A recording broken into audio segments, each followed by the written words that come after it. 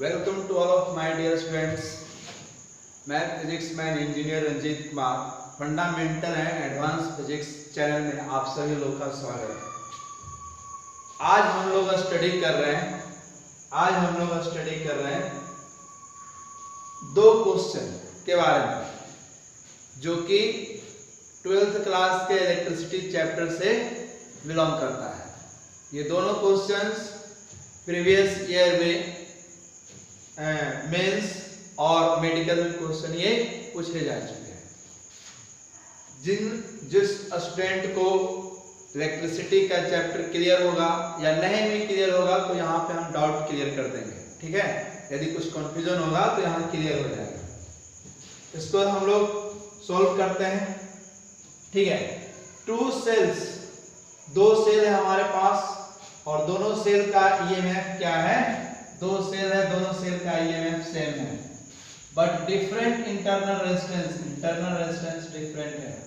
Are connected in series में connected है। External resistance R, the potential drop across the first cell is found to be 0। The external resistance R is, इस R का value निकालना है कब? जब potential drop हो गया 0। पोटेंशियल ड्रॉप हो गया 0। ये इसका सर्किट डायग्राम हमने बनाया है। ये फर्स्ट सेल है, ये फर्स्ट सेल इसको माने, और ये सेकंड सेल। दोनों सेल का ईएमएफ क्या है? सेम है। इसका ये इंटरनल रेजिस्टेंस, ये इंटरनल रेजिस्टेंस, एक्सटर्नल रेजिस्टेंस, और इसी एक्सटर्नल रेजिस्टेंस का हमको वैल्यू फाइंड आउट करना है। इसका ये इक्विवेलेंट सर्किट डायग्राम बना सकते हैं। दोनों सेल सीरीज में कनेक्टेड है, दोनों को सिंपली ऐड किए 2E। सीरीज में कनेक्टेड रहता तो जो नेट ईएमएफ होगा E1 प्लस E2, E1 का वैल्यू भी E है, E2 का वैल्यू भी E है, दोनों को ऐड किए 2E हुआ तो I equal to 2E divide by R1 plus R2 plus external resistance. R1 R2 क्या है? External resistance of the cell. ये सर्किट डायग्राम बनाए यहाँ से ये कंसेप्ट। तो ये क्या निकला? ये करंट है। ये क्या है? करंट। यहाँ से कितना करंट, यहाँ से पॉजिटिव टर्मिनल है, यहाँ से करंट निकाला। इस करंट का वैल्यू क्या होगा? इस एक्सटर्नल रेजिस्टेंस, ये जो सर्किट डायग्राम बना है यहाँ से हम लोग निकाल सकते हैं। तो I equal to according to Ohm's law, Ohm's law क्या कहता है? V equal to IR, V equal to IR, V equal to IR। तो I का वैल्यू क्या हो जाएगा? V upon R। I का वैल्यू क्या हो जाएगा? V upon R। तो I equal to 2 times upon R1 plus R2 divide by R। यहाँ किसका वैल्यू आए? I का वैल्यू आए। अब किसी एक इसके क्रॉस हम पोटेंशियल डिफरेंस निकालें, तो इसके क्रॉस हम पोटेंशियल डिफरेंस निकालें तो potential difference across first cell E minus I R1, E minus I R1। Is it clear? According to question potential drop across the first cell is found to be 0।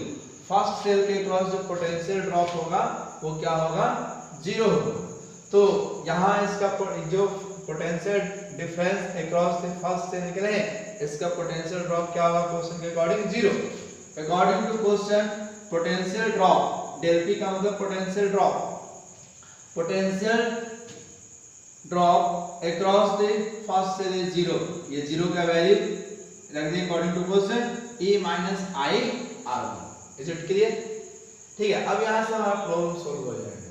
E का value ये रखें, I का value ये, I का value यहाँ से लिए 2 times of E R1 plus R2 plus external resistance, और ये small R1 internal resistance of the first cell. ठीक है, हमको इसी का वैल्यू निकालना है। ठीक, इसका वैल्यू निकालना है। ये R1 है, यहाँ R1 छुटा हुआ है, ये R1 है ये, ठीक है। तो यहाँ पे ये R1 होगा, ये मल्टीप्लाई हो गया तो E कैंसिल हो गया, क्रॉस मल्टीप्लिकेशन किए E कैंसिल हो गया। तो R1 plus R2 plus R equal to 2 times of R1, 2 times of R1। तो R का वैल्यू क्या हो जाएगा? R का वैल्यू क्या हो जाएगा? 2R1 minus R1 minus R2। तो ये हो जाएगा R1 माइनस R2। यदि एक्सटर्नल रेजिस्टेंस हुआ तो इस सेल के क्रॉस पोटेंशियल डिफरेंस क्या हो जाएगा, जीरो हो जाएगा। पोटेंशियल ड्रॉप क्या हो जाएगा इसके क्रॉस, जीरो, कोई पोटेंशियल ड्रॉप नहीं होगा, net potential difference zero. Is it clear? Okay, ये क्वेश्चन है सिंपल क्वेश्चन, लेकिन इसको समझना जरूरी है कंसेप्ट क्या क्या लगा। ये बैटरी का जो नेट ईएमएफ वो कंसेप्ट लगा, सीरीज कनेक्शन का इंटरनल रेजिस्टेंस क्या होता है उसका कंसेप्ट निकला, और ये हम लोग सोल्व करें। Is it clear? इसको आप लोग नोट कर सकते हैं। अब इस क्वेश्चन को यदि आप इसको समझेंगे उस क्वेश्चन को हम लोग सोल्व करेंगे। यहाँ पे देखिए, in the circuit shown in the figure with steady current. Steady current क्या होता है कि स्टेडी करंट का मतलब क्या होता है कि मैक्सिमम पॉइंट पे पहुंच चुका है, वहां से करंट का वैल्यू चेंज नहीं हो रहा, करंट का वैल्यू चेंज नहीं हो रहा। तो in the circuit shown in figure with steady current the potential drop across the capacitor भी। तो कैपेसिटर के क्रॉस पोटेंशियल ड्रॉप क्या होगा, ये भी है, ये भी है, और ये टू भी है। समझ में आया? ये भी है, ये भी है, और ये टू भी है। ये क्वेश्चन में दिया हुआ, हम लिखे तो नहीं, ये क्वेश्चन में दिया हुआ है। समझ में आया? तो एक चीज अच्छे से समझ लीजिए, जब स्टेडी स्टेट का कंडीशन दिया हुआ रहे, स्टेडी स्टेट का कंडीशन दिया हुआ रहे, तो कैपेसिटर में कोई करंट फ्लो नहीं करता है। कैपेसिटर में कोई current in steady state condition, in steady state condition potential current flow through the conductor, current flow through the capacitor is always zero. ठीक है, इसको हम इरेज करते हैं। ठीक है,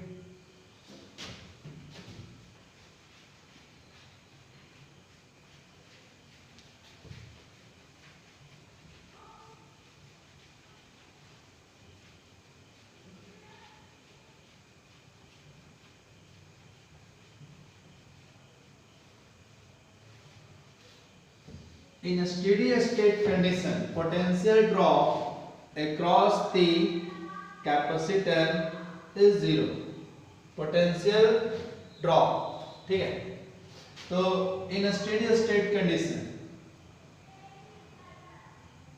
in a steady state condition, in a steady state condition potential drop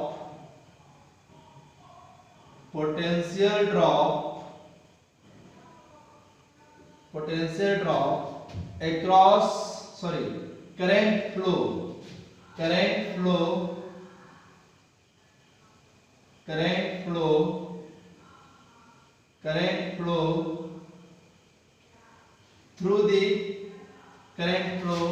through the conductor, through the capacitor is zero current flow करता है, कोई करंट फ्लो नहीं करेगा। तो इसका जो सर्किट डायग्राम बनाएंगे, इसका सर्किट डायग्राम हम लोग इस तरह बना सकते हैं। करंट हमको निकालना है तो ये सर्किट डायग्राम बन जाएगा।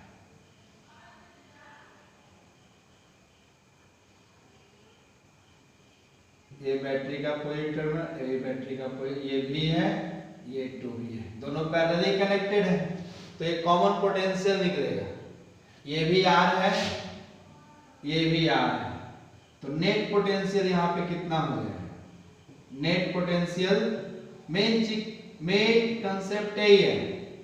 नेट पोटेंशियल कितना हो जाएगा? 2v माइनस v, कितना हो जाएगा? v, 2v माइनस v आ गई, 2v माइनस v आ गया।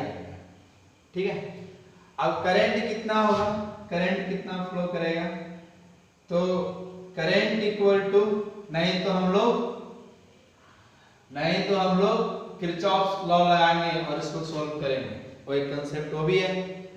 ठीक है, केवीएल लगाएंगे, केवीएल उससे भी बन जाएगा। केवीएल ही समझो, लेकिन बारी बारी से कर रहे हैं।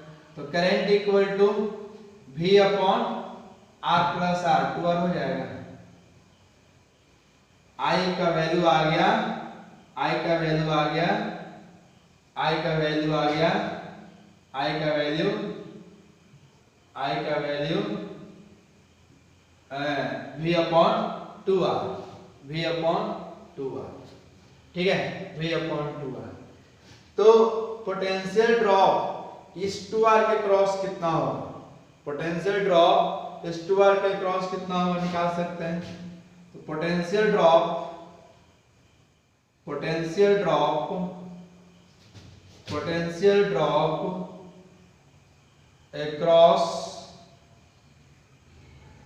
across the 2R, तो V इक्वल टू I है according to Ohm's law, V equal to I है according to Ohm's law, V equal to I है according to Ohm's law, V equal to I है। तो I का value कितना है? I का value V upon 2R, V upon 2R, V upon 2R। लगता है कुछ, सॉरी, यहाँ 2R दिया हुआ, यहाँ 2R दिया हुआ, यहाँ R दिया हुआ, तो R इक्विवेलेंट कितना हो जाएगा? R इक्विवेलेंट, ये 2R है, तो R इक्विवेलेंट कितना हो जाएगा? 2R plus R। R equivalent कितना हो जाएगा? 2R प्लस R, यानी ये V इक्वल टू IR, तो I का वैल्यू कितना हो जाएगा? V upon 3R, V upon 3R, I का value V upon 3R, okay. Potential drop across the 2R के क्रॉस पोटेंशियल ड्रॉप कितना होगा? तो V equal to IR Ohm's law से, तो I का वैल्यू कितना है बाबू? I का value V upon 3R into 2R, ठीक है। तो ये ओम्स लॉ है, ये R ओम्स समझ लेना, ये R कैंसिल, तो ये कितना हो गया? 2V/3, ये कितना हो गया? 2V/3। अब देखिए ये 2V/3 है, हमको इस क्वेश्चन में इसके क्रॉस पोटेंशियल ड्रॉप कितना होगा वो हमको निकालना है। अब यहाँ पे भी है, यहाँ पे भी है। अब ये कैपेसिटर है, तो इसके क्रॉस यहाँ से इसके क्रॉस पोटेंशियल डिफरेंस भी है, 2V है। अब इस सर्किट के क्रॉस जो पोटेंशियल डिफरेंस होगा, वही ना इसके क्रॉस जो पोटेंशियल डिफरेंस होगा वही इसके क्रॉस पोटेंशियल डिफरेंस होगा। तो यहाँ पे ये 2V हो गया और इसमें 2R ड्रॉप कर गया, जो बचेगा वो सर्किट के क्रॉस होगा, वही इसका पोटेंशियल ड्रॉप हो जाएगा। तो क्वेश्चन में निकालना है potential drop across the capacitor. तो potential drop across the capacitor, तो 2V माइनस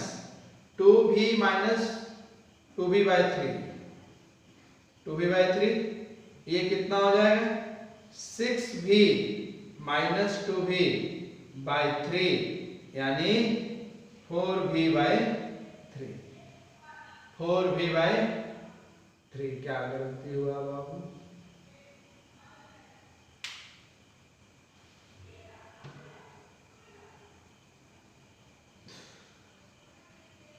क्या गलती हुआ देखो, इसमें थोड़ा सा क्वेश्चन देख लेते हैं।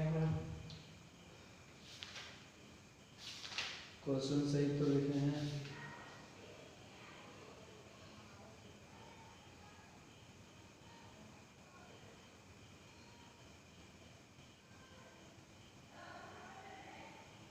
टू 2V/3 सही है।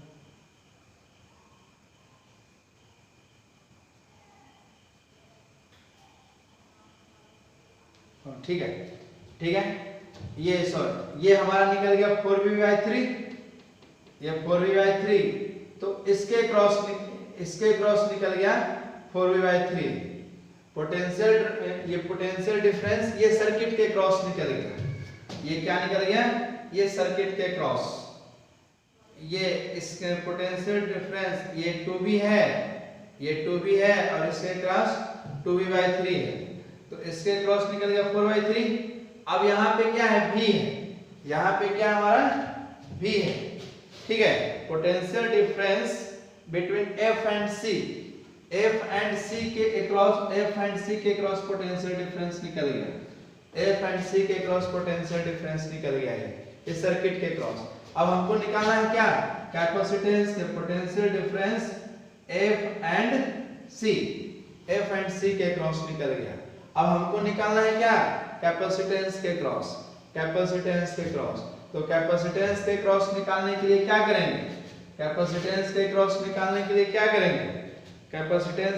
निकालने के लिए 4V/3 minus 4V/3 minus V, तो ये कितना हो जाएगा, 4V/3 माइनस V कितना हो जाएगा, V/3। आंसर हमारा कौन सा कम हुआ, ये फर्स्ट नंबर आंसर, ठीक है। प्रॉब्लम आप बनाइए, खुद से बनाइएगा,